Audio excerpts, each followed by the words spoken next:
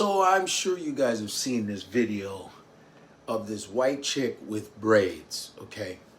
Now, white chicks with braids is nothing new. White girls do this shit all the damn time.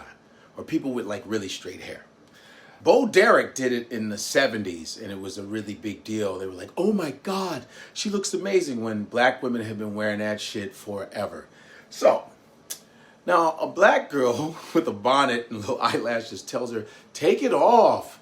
Yo, take it off. Take that out now. Are you being for real? Take that out now. I thought maybe it was a skit, maybe, I don't know. But it obviously was not, because the white chick after like made a stink about it and say, what's wrong with me wearing braids? Why can't I wear braids? This is what I'm assessing. This is my angle.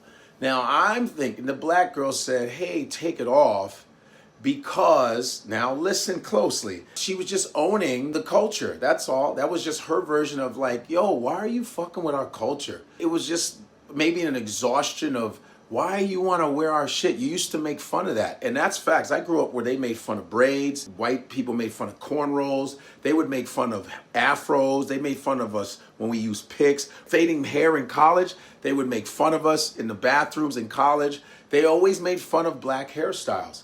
Also, in the corporate world, black women always had a problem wearing their natural hair. Black men always had a problem wearing their natural hair. They always had a problem with our hairstyles.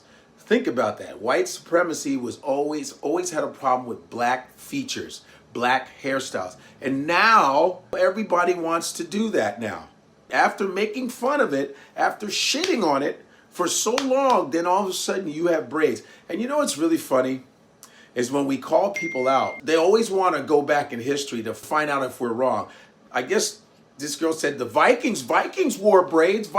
We've been telling you to read about African and African-American history for the longest time, but as soon as someone tells you to stay the fuck out of their culture, you try to go and look through history to see if white people were actually started that culture first. You always do that shit. Really?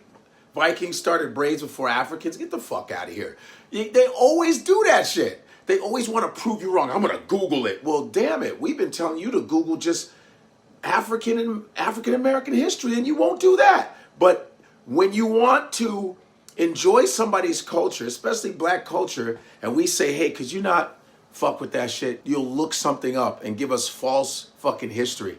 So that's where that black girl was coming from. So now she's interviewing different black people to say, is there anything wrong with me wearing braids? But of course some black women said, yeah, you can wear those braids, because black folks, we're very forgiving. We let you rock our shit.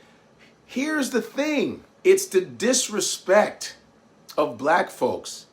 That is why someone says, why are you wearing it? It's like when I see white folks with dreads, you see them with the locks, I go, ugh, take that shit off. Why are you fucking with our shit?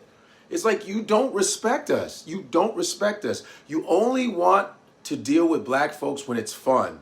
Like Paul Mooney said, everybody wants to be a nigga until it's time to be a nigga. You know, you want all the fun that comes out of being black. But when it comes to our mass incarceration, when it comes to the unnecessary killing of black people by cops, when it's being harassed, y'all don't say a fucking word. But then when it's time to party with us, you want to enjoy all the black music. You want to enjoy the jazz, the hip hop, the rock and roll. You want the reggae, all the American music that is black created. You want to enjoy that. But God forbid if we try to ask you for humanity, you're like, well, what the fuck? Move on. And I guess they made a statement. You know, cultures are meant to be shared. Cultures are meant to be shared. Why do they always come up with that line?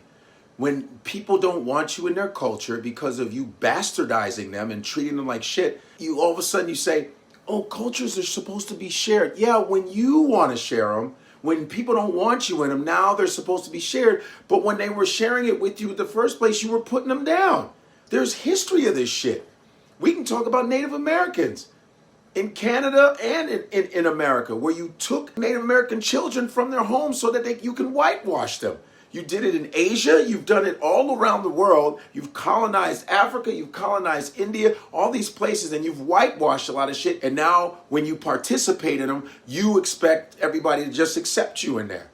There's too much historical pain. That is where that is coming from. There is nothing wrong with sharing cultures at all. But it's the disrespect, it's the history that you don't listen to. You got to know where it's coming from. You're going to do what you want anyway.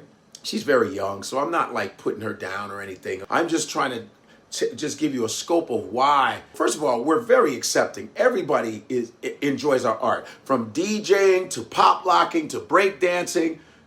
Come on, man. I mean, look at Korean fried chicken, which was taught by black soldiers in the Korean War. Now they're doing Korean fried chicken, right? But my thing is this.